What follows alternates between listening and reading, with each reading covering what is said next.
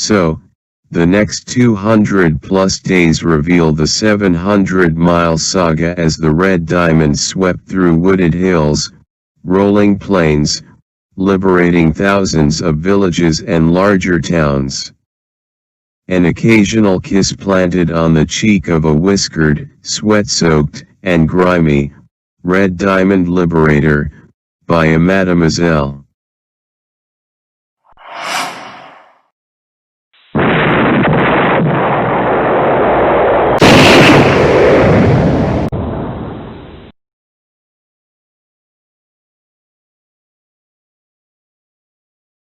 After GIs were decapitated by Germans stringing wire across roads, Americans devised this pole attached to the front of jeeps to protect occupants.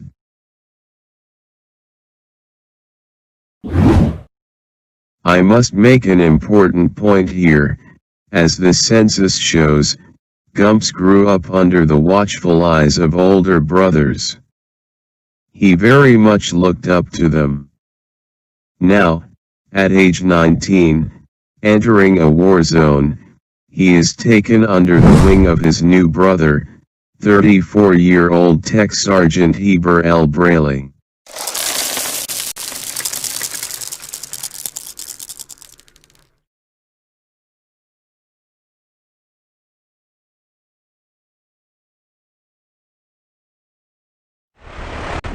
I found this passage in another book about World War II. While American veterans of the fighting in Normandy had their 72-hour passes back to Paris, a constant stream of replacements for those killed or wounded in action were sent forward, from Cherbourg to holding camps. Most were teenagers freshly arrived from the United States. But there were many older men, reassigned to infantry rifle platoons which had suffered about 80% of the casualties, 80% of casualties, a far higher proportion than predicted. A perfect example of a teenager, Gumps, being placed under the wing of an experienced combat veteran, Heber Braley.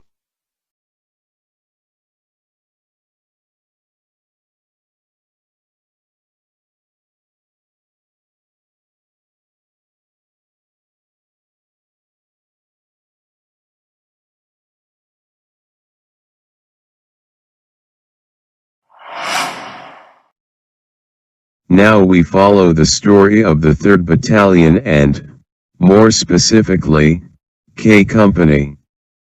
Excerpts from the regimental history book will look like this cut-and-paste picture. This is the current status of K Company, which in the month of August has been devastated by intense combat. Gumps is one of the 362 replacements in Nogent, France. Remember, the Army stopped using the term replacement and instead used the word reinforcement. It was more than a semantic change.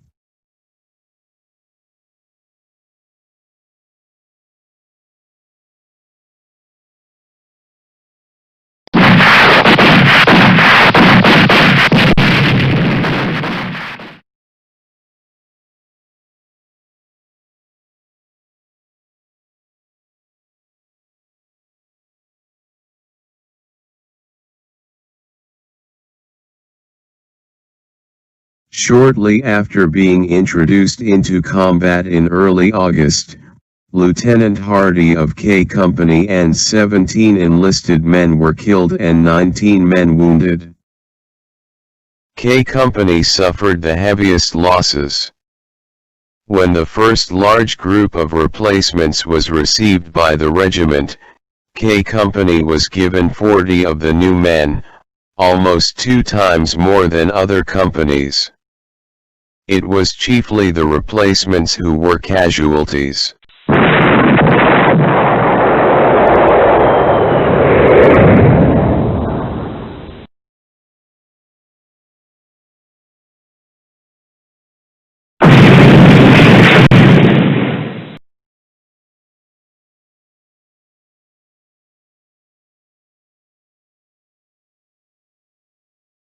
This platoon is receiving a briefing ahead of entering into combat for the first time. Take a moment to look at the faces of the soldiers. The looks on those faces tell all.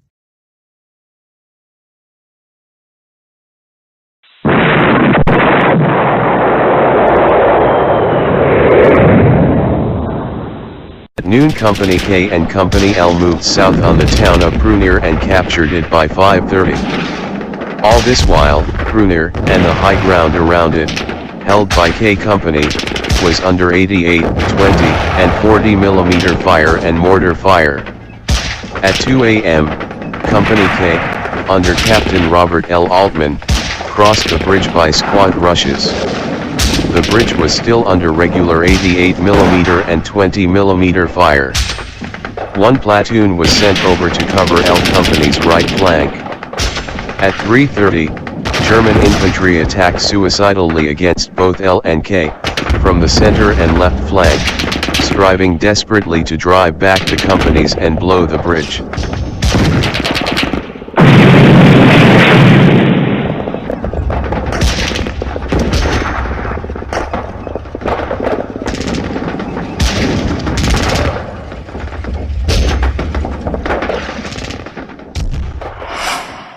Here goes Patton's Third Army, spearheading the Allied advance toward Germany.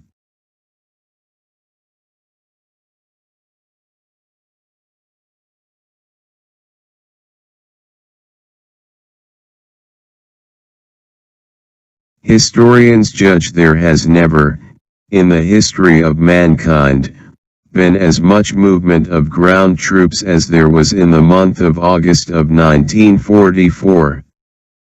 The drive of the U.S. Third Army, including our 5th Division, is one of the epic stories of that historic August.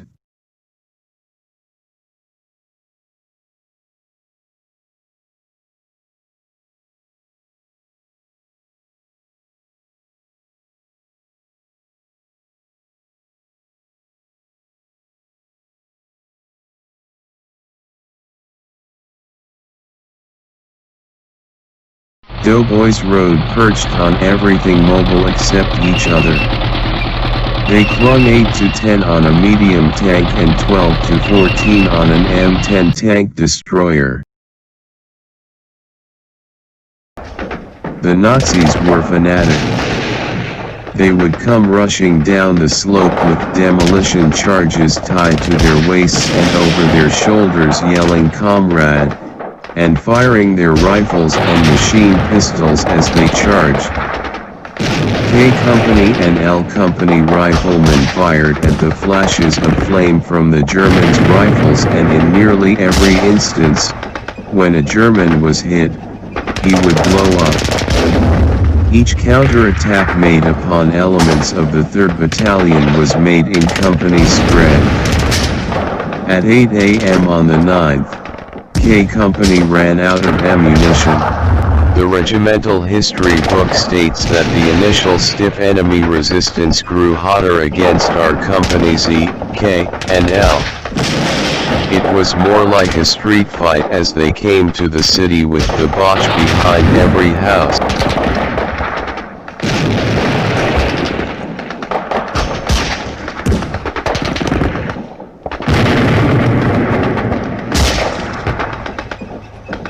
By capturing Angers, the regimental combat team closed the major gateway of escape for German troops from the Brest Peninsula and claimed a communications and supply hub for American armies. After capturing Angers on August 4th, Patton's Third Army fought its way across France, 530 miles, reaching the Seine River at Fontainebleau on the 23rd.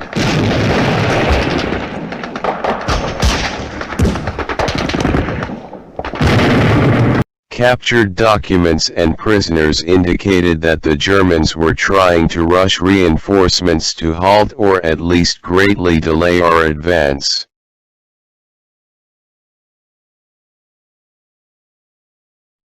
After reaching the Seine, K Company, under Captain Altman, crossed by boats, at 9 a.m., August 24, and was employed on the right flank of the bridgehead to take essential high ground, from where another tank attack was staved off. It suffered heavily in actually crossing.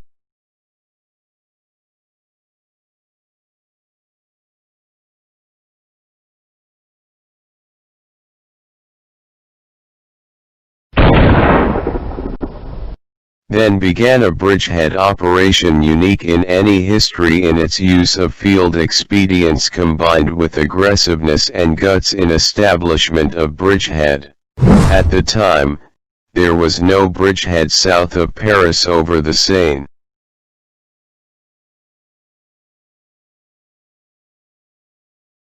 The bridgehead established was initially very precarious and lightly held, and the enemy knew it. Consequently, he attempted time and time again to throw our troops into the river by attacking with tanks followed by infantry.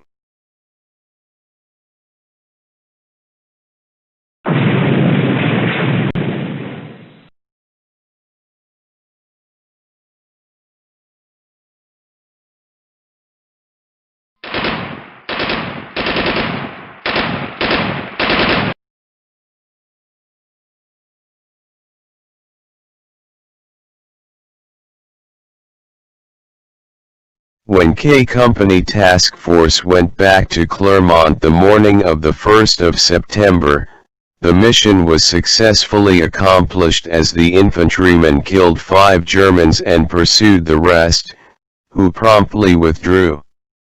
In the pursuit, 5 more Germans were killed and 2 were captured. K Company's only casualty was the company commander, Captain Altman, who was wounded in the thigh by a rifle bullet when the Germans first opened fire. According to the Army's official after-action report, the Third Army had advanced through the very heart of France with uncovered flanks, but the risks calculated and accepted by Army Commander Eisenhower proved well taken. Shown is the compass worn by Gumps through his entire wartime experience. If it could only talk,